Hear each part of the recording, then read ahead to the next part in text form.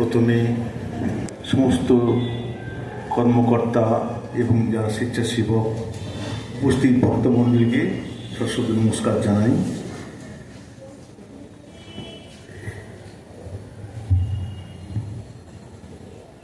আমাকে মোটামুটি বললো 20 মিনিট আছে সময়, এই 20 মিনিটের মধ্যে আশা করি হয়ে যাবে।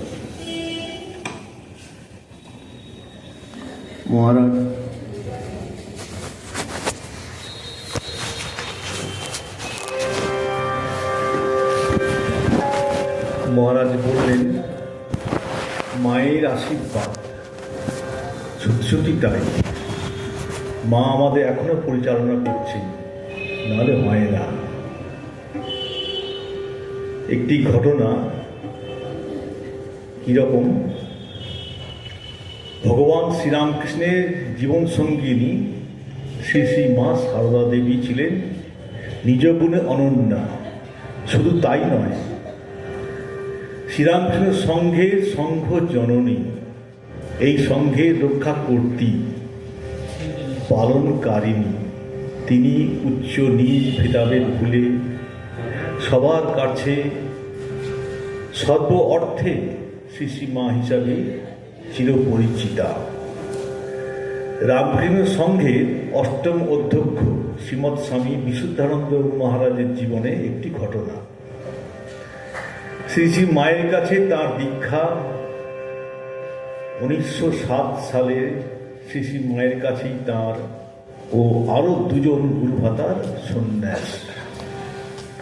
মা তখন তাদের সন্ন্যাস বস্ত্র দিয়ে আশীর্বাদ করে প্রার্থনা করেছিলেন, ঠাকুর এদের সন্ন্যাস রক্ষা করো, পাহাড় পর্বতে বনে জঙ্গলে যেখানে থাকুক না কেন এদের 2টি খেতে দিও।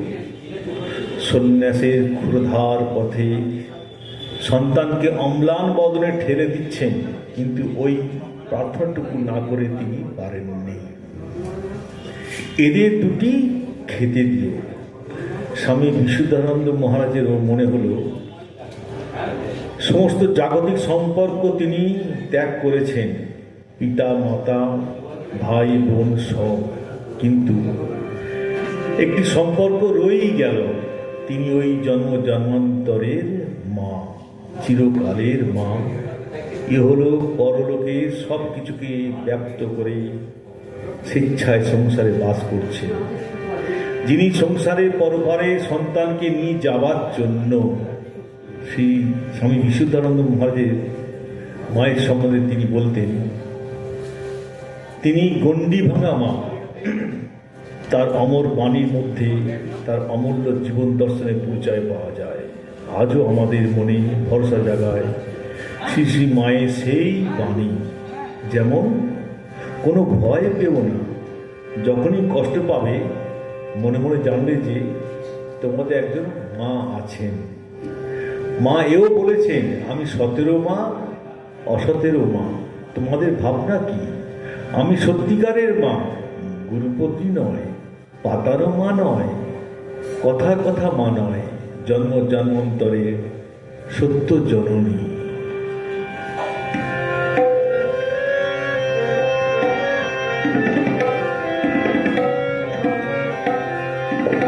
মা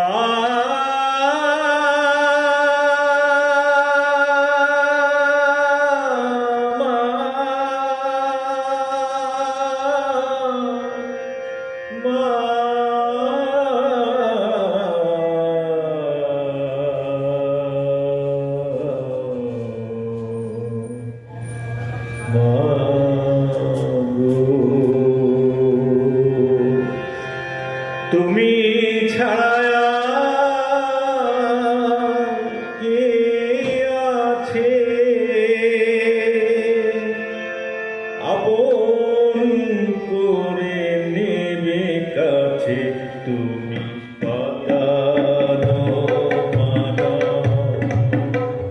তুমি সত্যিকারের মা, তুমি পাতার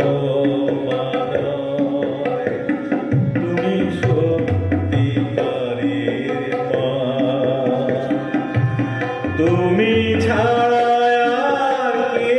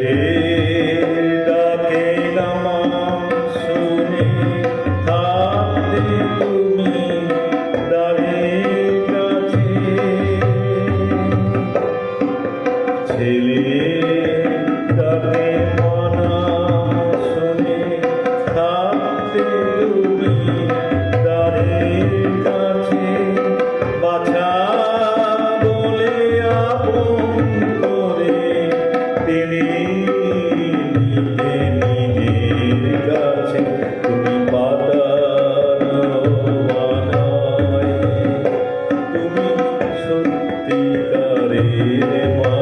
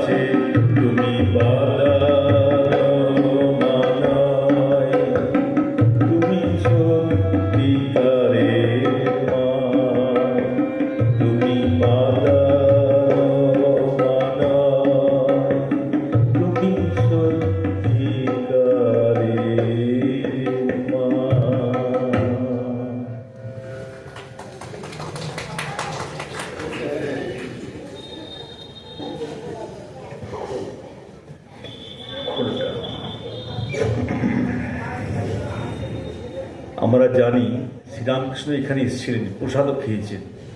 বলছেন কথামৃততে, সেই সময় বলছেন যে 100 টাকা দিলেও পাওয়া যাবে না, ভাবা যায়। ঠাকুর শ্রীরামকৃষ্ণ শ্রীযুক্ত অধরের বাড়িতে নরেন্দ্রাদি ভক্ত সঙ্গে কীর্তনানন্দে। ঠাকুর শ্রীরামকৃষ্ণ অধরের বাড়ির বৈঠকখানায় ভক্ত সঙ্গে বসিয়া আছেন। বৈঠকখানার দলের উপর শ্রীযুক্ত নরেন্দ্র মুখর্জি ভাতৃদ্বয়, ভবনাথ মাস্টার, চুনিলাল হাজরা প্রভৃতি ভক্তেরা তাঁর কাছে বসিয়া আছেন। বেলা 3টা হইবে। আজ শনিবার 6ই সেপ্টেম্বর 1884, কৃষ্ণা প্রতিপদ তিথি। ভক্তেরা প্রণাম করিতেছেন। মাস্টার প্রণাম করিলেন। পরে ঠাকুর তাহা অধরকে বলিতেছেন, নিতাই ডাক্তার আসবে না? শ্রীযুক্ত নরেন্দ্র গান গাইবেন, তার আয়োজন হইতেছে। টাঙ্কুরা বাঁধিতে গিয়া তার ছিঁড়িয়া গেল। ঠাকুর বলিলেন, ওরে করলি কি? নরেন্দ্র বায়াতলা বাঁধিতেছেন। ঠাকুর বলিতেছেন, তোর বয়া যেন গালে চড় মারছে। কীর্তনানন্দের গান সম্বন্ধে কথা হইতেছে।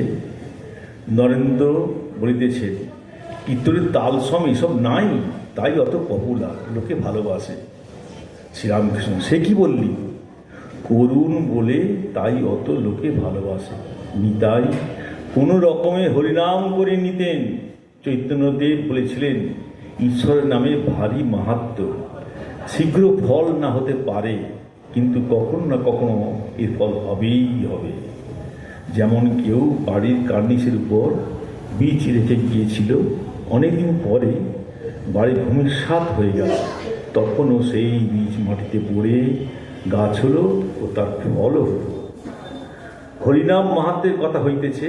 ভবনাথ, হরিনামে আমার কাপ খালি হয়। শ্রীরামকৃষ্ণ, যিনি পাপ হরণ করেন তিনি হরি, হরি তিতাব হরণ করেন। ঠাকুর শ্রীরামকৃষ্ণ ভাবাবেষ্ট হইয়া কীর্তনিয়ার গান শুনতেছেন। কীর্তনিয়া যখন আখর দিতেছেন, হরি প্রেমে বন্যে ভেসে যায়, ঠাকুর দণ্ডায়মান হইয়া নৃত্য করিতে লাগলেন। আবার বসিয়া বাহু প্রসারিত করিয়া আখর দিতেছেন আর বলিতেছেন, একবার হরিবল রে, আজ অদরের বৈঠকখানা ঘর শিবাসের আঙিনা হইয়া গিয়াছে। হরিনামের রোল শুনিতে পাইয়া রাজপথে অসংখ্য লোক জমিয়া গিয়াছে।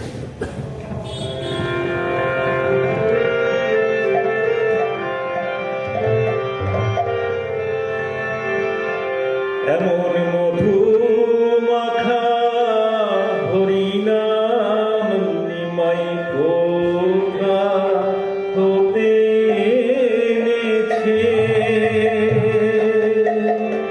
এমন মধু মাখা হরিনাম নিমাই কোথা হতে এনেছে। একবার নাম শুনে হৃদয় বেজে উঠেছে, একবার নাম শুনে হৃদয় অমনি বেজে উঠেছে। মধু মাখা হরিনাম কোথা হতে এনেছে।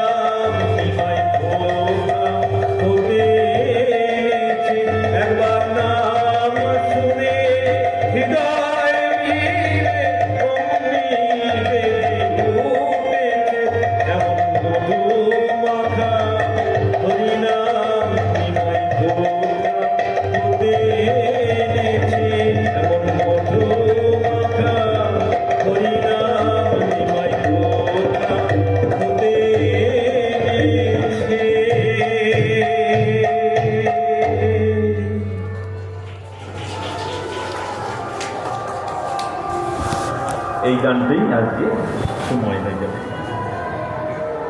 ভগবান শ্রীরামকৃষ্ণের জীবন সঙ্গিনী শ্রীশ্রীমা সারদা দেবী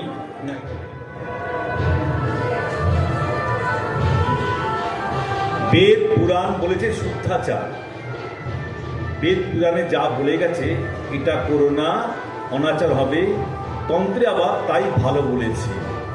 কি অবস্থায় গেছে, মুখ করতাম আকাশ পাতাল জোয়ার, আর মা বলতাম যেন মাকে পাকড়ে আনছি, যেন জাল ফেলে মাছ হুড়হুড় করে টেনে আনা, উন্মাদের মতো অবস্থা হয়েছিল। এই ব্যাকুলতা। নরেন্দ্র গান গাইতে লাগিলেন, আমায় দেমা পাগল করে, আর কাজ নাই মা জ্ঞান বিচারে। গান শুনিতে শুনিতে ঠাকুর আবার সমাধিস্থ। সমাধি ভঙ্গের পর ঠাকুর গিরিরানীর ভাবে আরোপ করিয়া আগমনে গাইতেছেন। গিরিরানী বলছেন, পুরবাসীদের আমার উমা কি এসেছে? ঠাকুর প্রেমোন্মত্ত হইয়া গান গাইতেছেন। গানের পর ঠাকুর ভক্তদের বলতেছেন, আজ মাষ্টমী কিনা, মা এসেছে, তাই এত উদ্দীপন হচ্ছে। কেদার, প্রভু আপনি কি মা ছাড়া? মা কি আপনি ছাড়া? ঠাকুর অন্যদিকে দৃষ্টি নিক্ষেপ করিয়া আনমনে তিনি গান ধরিলেন।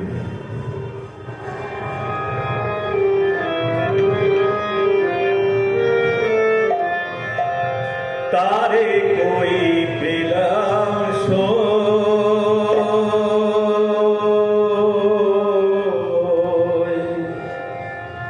হলাম যার জন্য পাগল, তারে কই পেলাম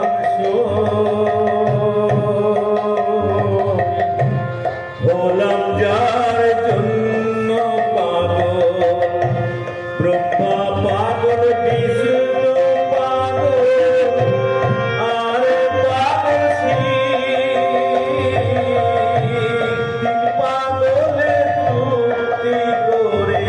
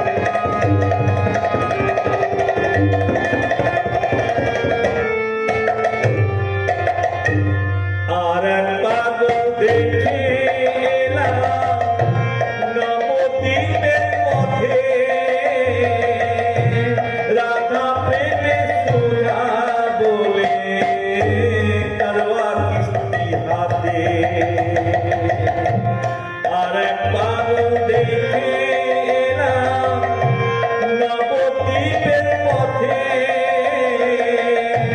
রাধা প্রেমে সুধা বলে কারবা কিস্তি হাতে, তারে কই পেলাম সই, হলাম যা জন্য পাগল, ব্রহ্মা পাগল বিষ্ণু